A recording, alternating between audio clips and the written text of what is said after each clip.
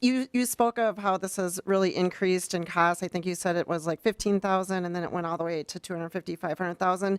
Do you see that price like leveling out? Is it going to go down? Is it going to keep on increasing? So I have two questions. So that is one question is, as the demand of these continues to raise, and I mean, that's a very, very dramatic increase in prices that we're seeing.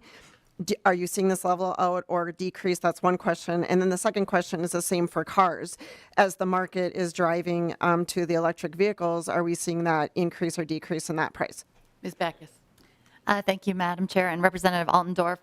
With regard to the requirements for dealers to be EV certified, I'm hoping we see that level off soon. I think part of it is just a big advancement in the battery technology. Those first generation batteries are much smaller with ranges of, maybe 90 miles to the charge. And now we're seeing much bigger batteries that can go 300 miles to the charge, which would be comparable for range on a gas powered vehicle. So I think that should hopefully level off. With regard to the price themselves of electric vehicles, we're in sort of strange times right now. COVID disrupted a lot, so things are getting, I think, back on track, and those prices should go down eventually. We've just had a lot of market disruption in the last couple of years, which has made things sort of wonky. Any follow-up, Representative Alton? Yes. Thank you, Madam Chair. And then Representative Stevenson, I have a question for you too. As far as you said in your testimony just a little bit a while ago that, we don't want to create winners and losers, but then to Representative Holland's statement, we are creating winners and losers with this. Can you speak a little bit about,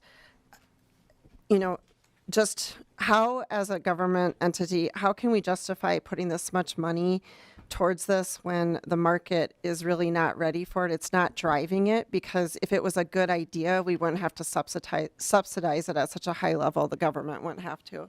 Chair Stevenson. Well, Madam Chair and Representative Altendorf,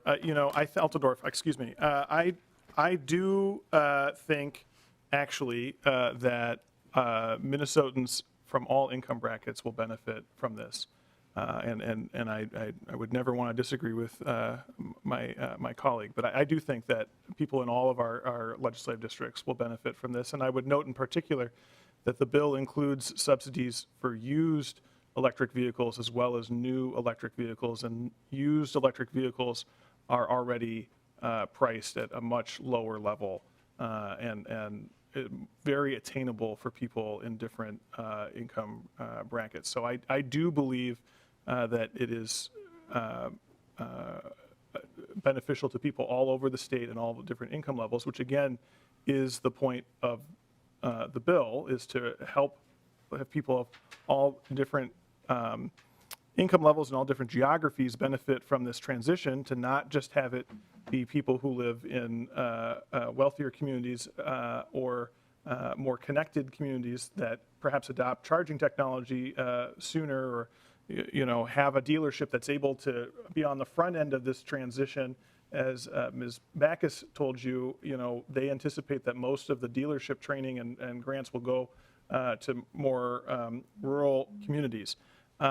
I think that this transition is going to happen regardless, and I think the evidence is very strong. Again, I think you can look at the marketplace and see things are happening. So why do this? Because it's an effort to make the transition smoother and faster, particularly for people and in areas of the state where it won't happen as quickly. If we do nothing, we're going to see more and more and more electric vehicles on our roads. That has been happening already. That will continue to happen. The question is, who will have access to those electric vehicles? Which dealerships will have them? Will they have the tools to have them? Where will the charging technology be? And we want to try and have that all over the state and for all people. That's what the bill is about. Mm-hmm. Representative Altendorf. Thank you, Madam Chair. I think, we discussed, you said that the automobile,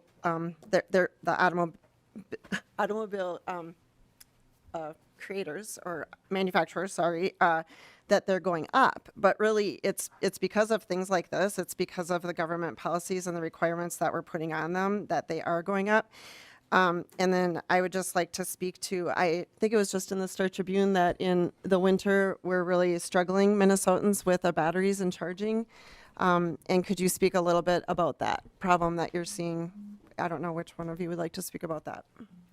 Chair Stevenson? Yeah, I'm happy to take that, Madam Chair, Representative Altendorf. Number one, on the battery component of it, it is true that electric vehicle batteries do lose range in the winter months, but even with the newer vehicles have such immense range, 300 plus miles, that even when you subtract 20% of that, 25, 30%, which that's pretty extreme, but it can happen, then you're still going to be able to drive, certainly on your daily routine, for the vast majority of Minnesotans.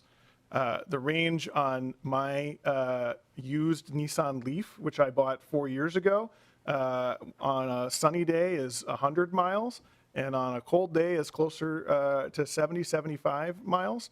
And I am fine commuting from my home in Coon Rapids here to the Capitol, which is a decent commute. I mean, for here in the Twin Cities, it's a half hour, 35-minute commute, pretty typical for a suburban person. So it works, and I've had it for 4 years, and I've never had a difficulty with it. And I just have to go back and disagree with you when you say that the reason why there's demand is because of government programs. Those car dealerships that we keep, or those car manufacturers that we were talking about, who announced they are making the transition, they did it before this bill was passed. Obviously, we haven't done it yet. They did it before the IRA passed, the Inflation Reduction Act passed. It's the market that's leading the transition, and because this is better technology.